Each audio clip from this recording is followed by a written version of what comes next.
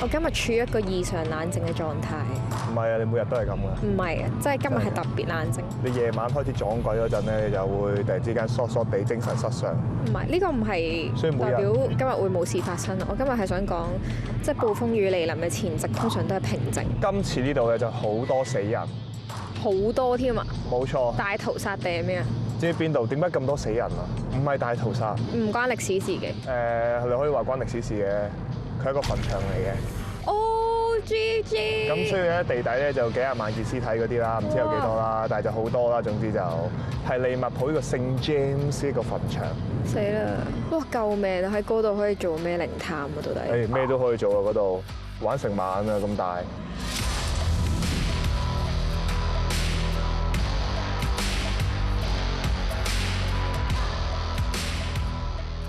呢一個墳場咧，其實喺呢個利物浦最大嘅教堂啊 ，Liverpool Cathedral 嘅側邊，你睇下幾宏偉呢個教堂。好靚喎！好大，呢個真係好大啊！之前入過去。教堂隔離起墳場嘅感覺又好似冇 peaceful 咗啲，冇係咯，好似驚啊嘛，中和咗少少咁樣。So here we are in the historic St James's Cemetery Gardens. Originally, if we go back towards the 15th, 16th, 17th century, it actually used to be a quarry. The neighbouring cemetery of Low Hill in Everton, not far away from here, the managers of that site were complaining, saying that it's difficult to bury a body without disturbing another corpse, and so it was decided that Liverpool needs a new cemetery to bury its dead. And so from 1826, this place was landscaped. It was transformed into the old necropolis, and that's when Liverpool started to bury its deceased down here. There are just under 60,000 souls buried in the depths of St James, and the people, they're from all walks of life. Many people believe it's one of the most haunted locations in Britain.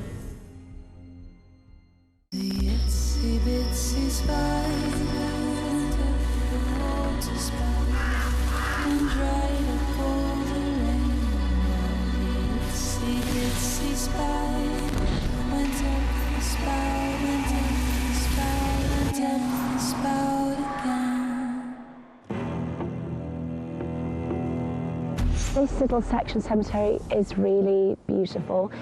It's known as Sailors' Town. It's jam-packed with master mariners, captains, sailors who from across the world who died here in Liverpool, and this tunnel was the main entrance into the cemetery. So at the top of this great edifice behind you here, there's a little chapel called the Oratory. The Oratory is a chapel of prayer, of blessing and reflection for the deceased, who would then be buried within the deep dark depths of the old necropolis. So after the blessings, the horses and their carriages would have taken the coffins from the Oratory, made the journey along the road through a tunnel that would come right the way through here, and then down into the deep dark depths of the cemetery for the burials and the interments. Now you may be familiar with something that's commonly called a time slip. Now lots of the homeless community that live here in Liverpool sometimes take sanctuary in this little spot away from the elements, and they've heard the grinding sound of wheels beyond this very wall.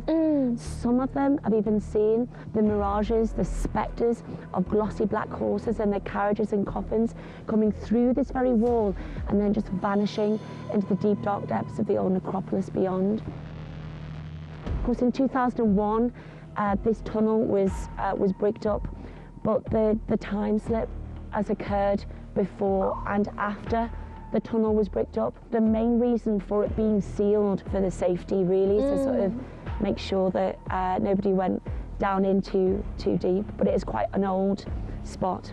Alright， 即係以前有一個嗰啲教堂仔細嘅教堂，俾人喺度㗎祈禱啊、淨化心靈嗰啲咁樣嘅。然後咧馬就會拖住棺材車咧喺後面嗰個教堂兜過嚟呢度，呢度就叫 tunnel， 呢度就嗰個隧道啦。經過呢度咧就去嗰邊去埋葬咁樣嘅。後尾係因為安全環境啦，即係所以就即係將佢封翻。封咗，其實封嗰陣好新㗎，佢01年先封嘅。係啊，但係之後都仲會發生呢一個即係時光隧道呢件事。This part of the cemetery is really beautiful, really interesting. Behind me, there's just one of over 100 catacombs that exist in this site, and it's this one right here. And if you can make it out, it says Little Grace. So when this place was turned from the cemetery into a park that we all now enjoy today, lots of psychics felt drawn to this place, and they felt particularly drawn to this little pretty spot here because they saw the vision of a little girl, head full of golden curls, wrapped in a creamy burial shroud, playing in this little spot. And many of the psychics actually made contact with the child, and she was very mournful, rather forlorn, very sad, because she said that nobody knew that she was buried here. And from there, she told the story of her life, that she knew it. The psychic then left her name here in the stone, and ever since then, people have known of Little Grace. But her story is quite a sad one. So she was actually the illegitimate daughter of a rich merchant. He fell in love with a beautiful but very poor young woman, but the young girl falls pregnant. Now at that time, it would have been quite a scandal for the rich merchant.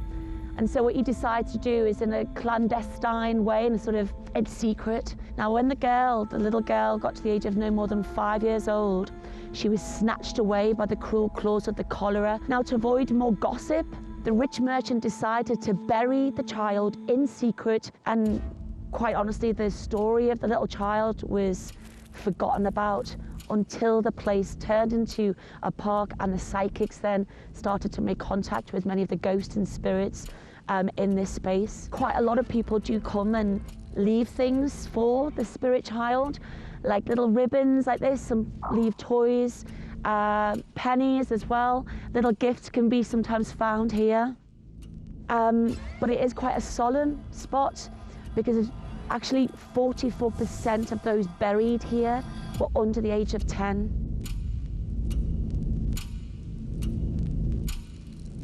Lucy, I remember that you told me like here has like 60,000 people are buried. Yeah. But I don't see like a lot of graves. Mm-hmm. But why? So by 1936, the cemetery was considered full. Look at old pictures of St. James's. This place is chocker full of graves, of headstones, but they started to break, they were falling over. So the council decided that something had to be done about it. So they did a big purge of graves. They kept about 1,354 graves, and the others were moved to the far side of the cemetery, and they created these huge slopes. So that's the reason why, but beneath your feet, the graves of the dead are still there. Whoa. So the bodies are all still here. It's just the headstones have been moved on most of them. 哇！即係而家我哋行住呢段路或者我哋踩過嘅泥土下面都有屍體。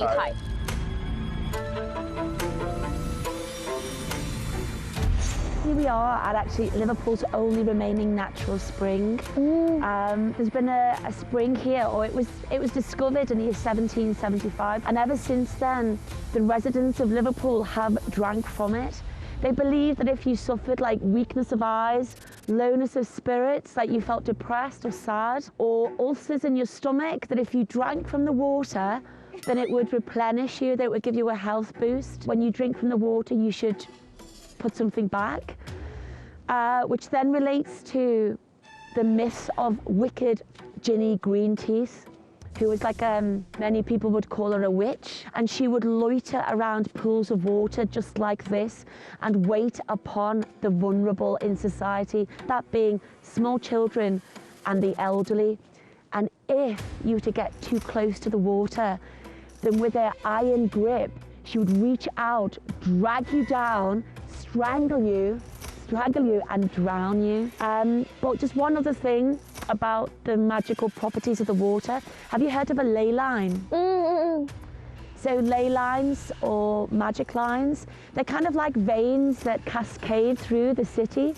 And it is believed that wherever there is a ley line, unusual things can occur. Ghostly goings on. So you've got people here drinking from the water. It's quite a normal thing for people to do. But yeah. So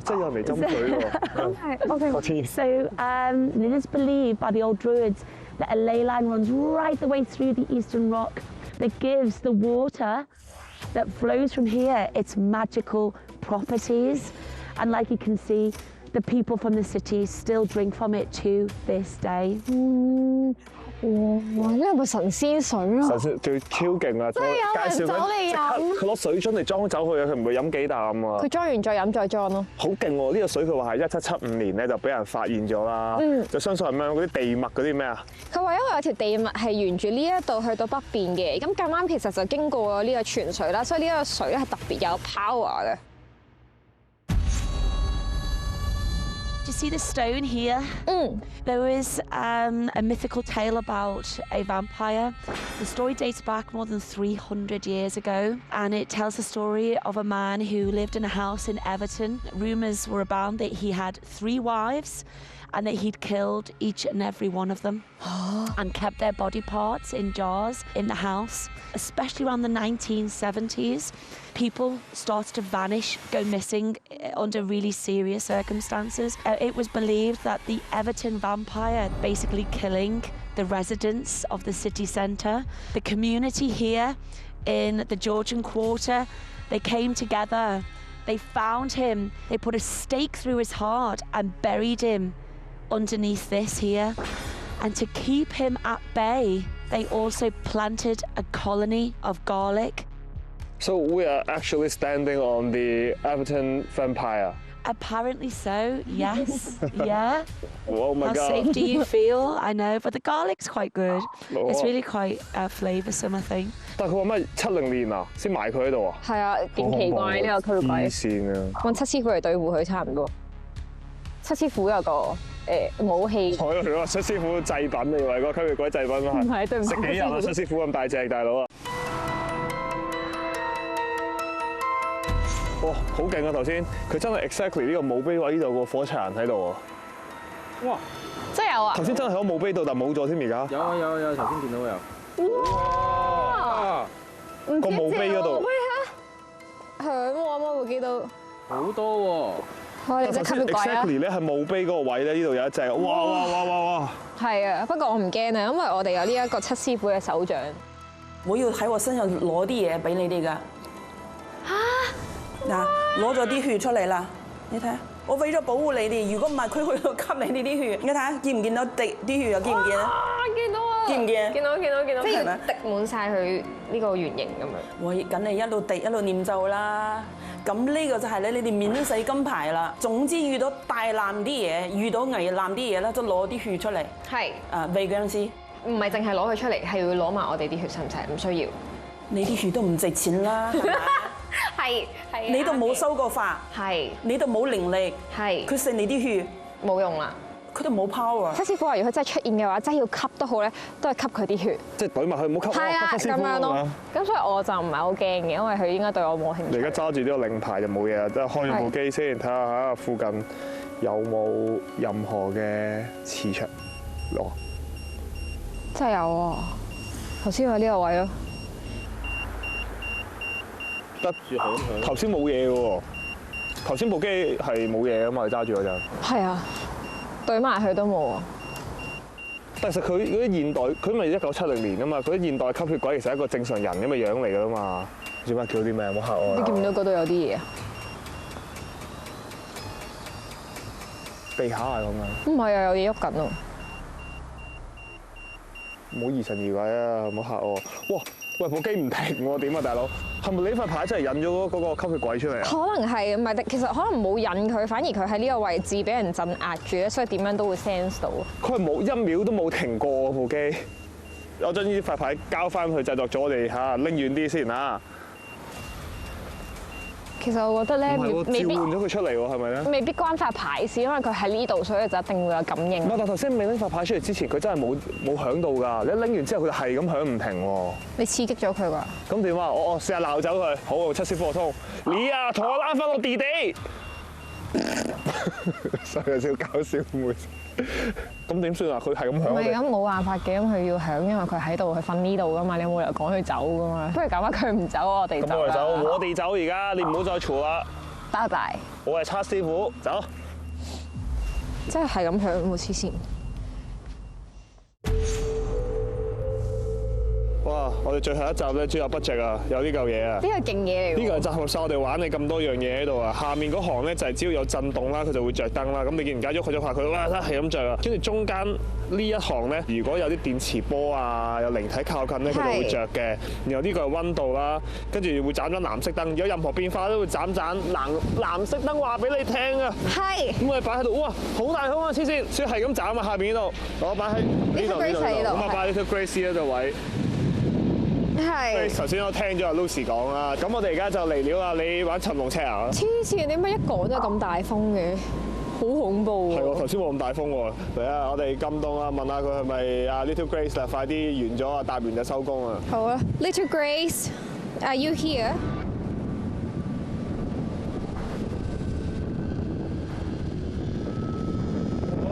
哇！會唔會大風到吹喐個尋龍車啊？幫佢頂住先。佢會吹喐㗎，但係如果佢要俾答案，佢 end up 都會俾我。好用力㗎，係咪應該會？係啊。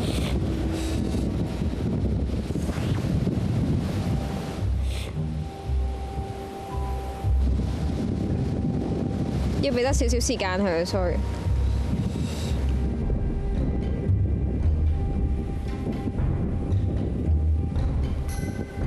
左邊我知啊，係咁埋去嘅，就算啲風喺右邊。係啊。樹葉啫，應該係。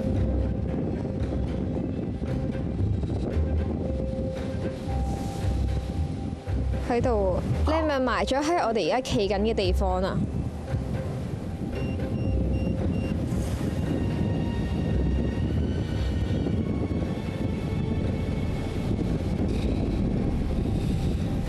哇！咁大風佢都可以咁樣打交叉嘅。Little Grace， 咁而家多唔多小朋友同你一齊玩緊啊？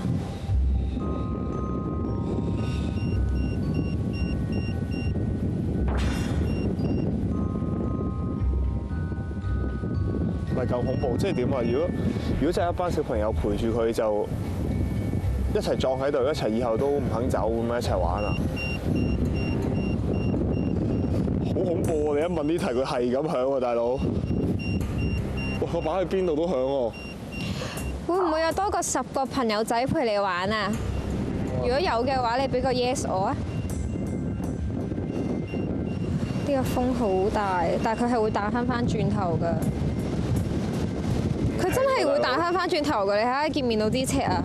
佢好似好用力咁揈佢轉頭啊，好奇怪啊！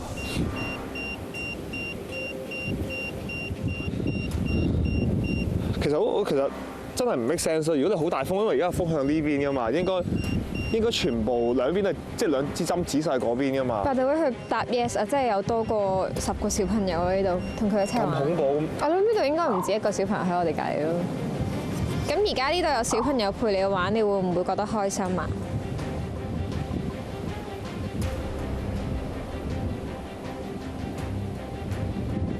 開心喎！開心㗎，佢而家係。開心啊！係啊。咁呢部機咧，頭先係應該係6.9度，我哋嚟到係7度啊，定係因為7.4喎，好似。即係而家跌咗1點幾度啊，已經超過1度咯，跌咗。但係部機下，因為我擺咗地下咯。震動有冇啊？震動就好輕微嘅，不停咁一兩粒咁樣嘅啫。咁就我唔知係咪因為呢一個位置咧，唔知如果移嘅其他位置會唔會有唔同嘅效果？我哋可以喺其他 area 再試下呢部機咯。但係都幾神奇嘅。我覺得最神奇呢個 area 就係你用尋龍車咧，都問到答案。咁大風佢都可以打交叉啊，撥開而唔係兩邊指晒呢邊喎。咁就我哋都唔好阻呢班細路仔啦。我相信後面真係有好多細路仔喺度嘅。我哋就轉個位置再探下其他嘅靈魂。6度添啊，而家。嗰度。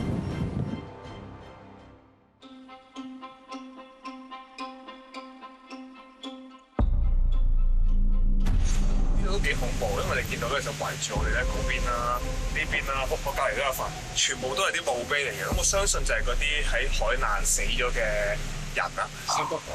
哇！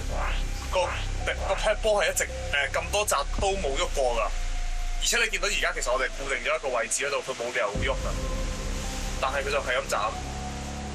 哇！好恐怖啊！呢個係我哋試咗咁耐都冇喐過，所以我哋好少用呢個波嘅，見佢好似流流地。咁除咗我哋平時用嘅 K2 meter 啦、藍色盒啦，咁我哋有呢一個 EDI 就係一個頭先介紹過嘅盒啦。跟住我多咗呢一個嘅叫 Alice Box 啦，係靈探專家俾我嘅一個 Apps 嚟嘅。咁有少少，你會覺得 OK 好放肆。哇！你老虎 OK。咁佢就係一個可以同靈體溝通嘅一個 app 嚟嘅，只要你講完啲嘢，你要俾少少時間佢咧，佢就會出咗一個字去回應你嘅。個 cat 波係咁喐喎，哇！呢部機都，哇！呢部機好勁啊，大佬！平時 K2 meter 好難響噶，即係好難着紅燈噶。有着啦，好恐怖啊！呢個波真係從來都冇着過啊！咁不如我試下問下我嗰個 Alice Box 好唔好啊？好啊。Did you come from the past?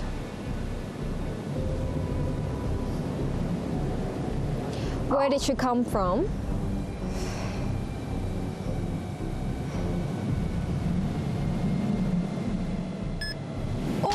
我奇怪喎。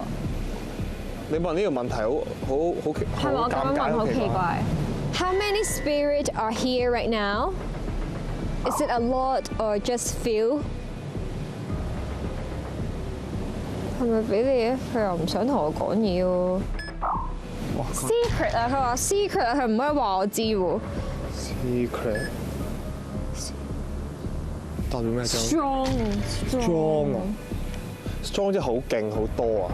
點解好 strong？其實我覺得我係有得到少少答案嘅，佢係有應到我啲問題嘅。不過可能有啲地方問嘅話，佢又未必真係會答到我。但係我哋其他儀器係有好大反應咯，即係同時間幾部機一齊唔好嘈啦，佢同時間幾部機一齊響啦，一齊着啦，同埋嗰陣好大嘅風，因為問題好大嘅風，呢個真係好奇怪嘅事嚟。個 cat 波真係好奇怪，佢定喺呢個地方會喐，即係完全，哎呀！你下一個 K2 meter 係響到，即係如果你話個 cat 波咧係俾風吹喐嘅話，佢會咁樣左右喐噶嘛，但係佢而家完全冇喐到咧，定點都會着，呢件事係真係好奇怪嘅咯。咁不如我哋拎啲器材出邊，再睇下有冇其他反應啊，好唔好啊？好啊，你流晒鼻水喎。係啊，每次一 feel 到有嘢流鼻水啊，幾勁啊！我哋去探埋其他啲墳墓喺度咁鬼多啲墓碑啊，又踩住咁多屍體啊，走啊！搜索埋墳場墓碑，今次嘅撞鬼自駕遊旅程正式完結。去咗咁多猛鬼嘅地方，我哋見證過唔少難以解釋嘅現象，仲了解到西方對靈體嘅睇法。鬼未必係邪惡，但係佢哋流連喺人間，可能係因為背後不幸嘅故事。靈探暫時結束，但係對未知嘅探索永遠唔會完。我哋有機會再去其他地方撞鬼自駕遊。